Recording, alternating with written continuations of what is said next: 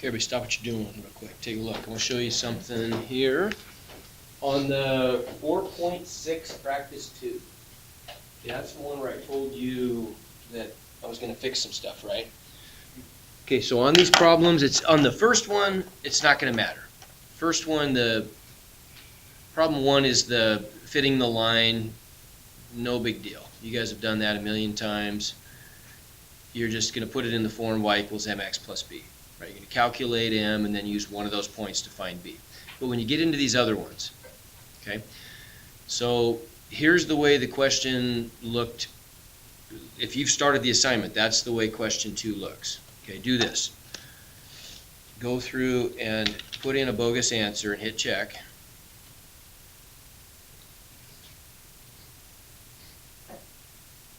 Okay, and then try another one.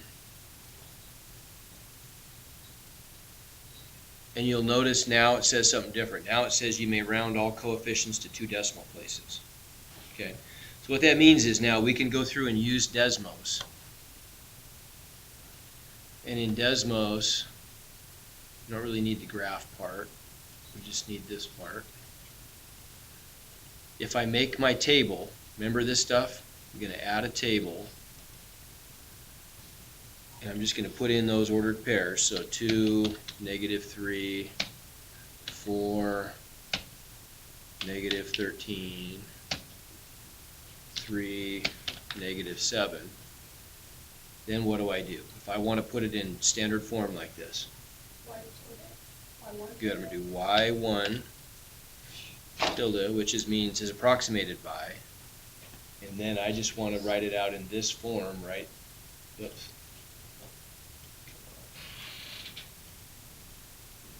Right there, right? I want to write it in that form. ax squared plus bx plus c, right? So, oh, where'd it go? There it is. So I'm going to do a times x1, that makes the subscript, and then I'm just going to hit the caret to go up to the, shift 6 to go up to the exponent. Hit the right arrow, so I get a times x1 squared plus b times x1 plus c, and it gives me the answers, right? There's all the values of a, b, and c.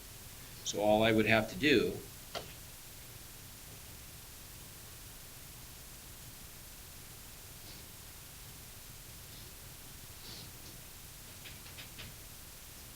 is just plug those values in, right? So I'm f of x equals that stuff. So it'd be negative x squared.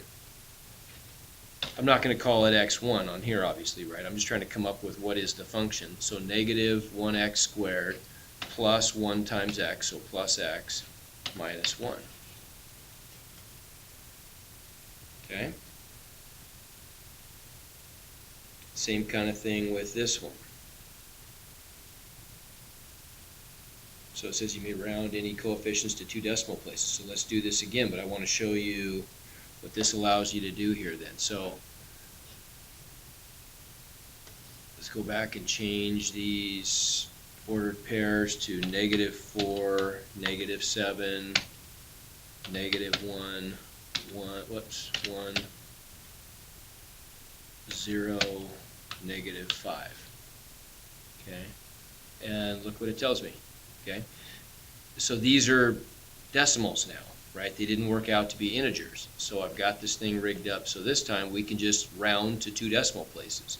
So we get -2.17 x squared minus 8.17 x minus 5. Oops. You gotta tell me how to screw that up. Minus 8.17, yeah, thanks, minus 5. Okay? If I did everything right, that should work. Come on, did it work? Yeah, it did. Good. Okay? So the correct answer technically is it's these fractions, but I allowed you to just use the technology and just round the coefficients. Okay?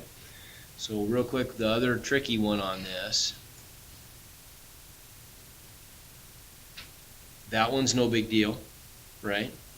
I mean, we could just put in those points and then put it in this form, right? Okay, no big deal, we can do that. But here's the tricky one. It looks like I only gave you 2 points there, right? And I did, but you need 3. Okay, good. So if we know where the vertex is, if the vertex is at -3, 18, and the other point is at 9, -54,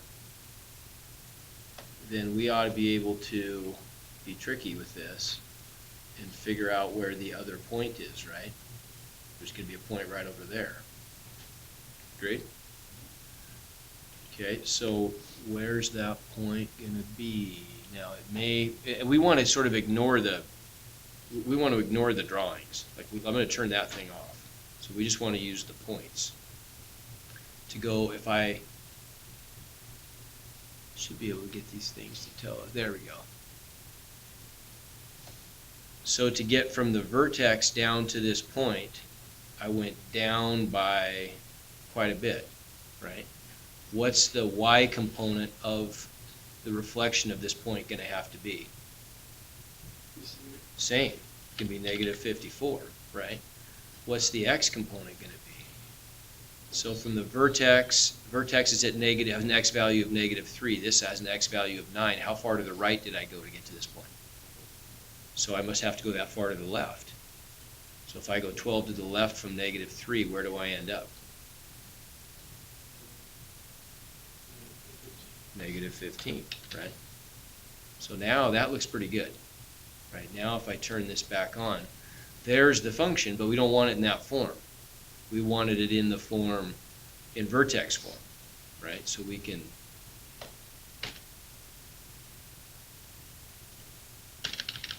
just turn this into vertex form. So I'll open up a set of parentheses. I've got a times the quantity x1 minus h squared plus k. And look what it does. It tells me the values right down there for a and h and k.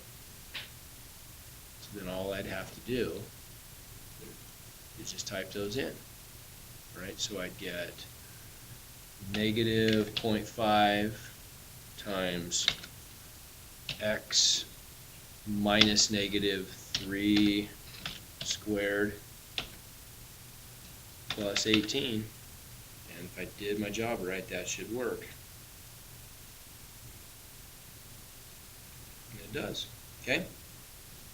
Make sense? Everybody good?